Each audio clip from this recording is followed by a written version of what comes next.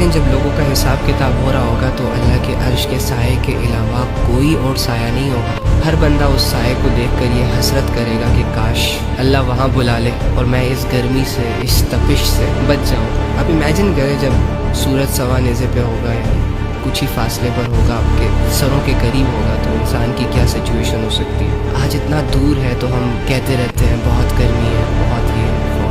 چلو یہاں تو گرمی سے بچنے کے لیے آپ نے اے سی لگا لیا، پنکھے چلا دیے، آپ کے پاس اتھارٹی ہے۔ اگر آپ صاحب استعداد ہیں، پیسے والے ہیں، تو آپ عین ممکن ہے کہ اپنے لیے راحتوں کے اسباب خرید سکیں۔ لیکن امیجن کریں کہ جب کوئی بازار نہیں ہوگا، کوئی دکان نہیں ہوگی، کوئی پیسہ نہیں ہوگا، یہاں تک کہ بدن پر پہننے کے کپڑے بھی نہیں ہوں گے، تو اس سائے کو دیکھ کر ہر انسان یہ جستجو کرے گا، یہ آرزو کرے گا کہ کاش میں اس سائے میں چلا جاؤں۔ لیکن اس سائے میں کچھ ہی لوگوں کو بلایا جائے گا، اور ان لوگوں میں ایک کیٹیگری ان نوجوانوں کی ہوگی جس نے جوانی میں اللہ کی عبادت کی ہوگی، یعنی وہ جوانی کہ جس کو ہم فضولیات میں گزار رہے ہیں، وہ جوانی کہ جس کو ہم لذتوں اور گناہوں میں اور پیار محبت کے چکروں میں ضائع کر رہے ہیں۔ اس جوانی کی قیمت کتنی بڑی ہے، اگر اس کا صحیح استعمال کیا جائے، تھوڑا سا صبر کیا جائے اور اللہ کے ساتھ اس کو گزارا جائے، تو ہم وہ اویل کر سکتے ہیں کہ جس پر میدان حشر میں اللہ کے سامنے بلینز آف بلینز پیپل یہ حسرت کریں گے کہ کاش ہمیں وہ چیز مل جائے۔ جوان کی توبہ سے اللہ بڑا خوش ہوتا ہے، جوانی کی عبادت اللہ کو بڑی محبوب ہے،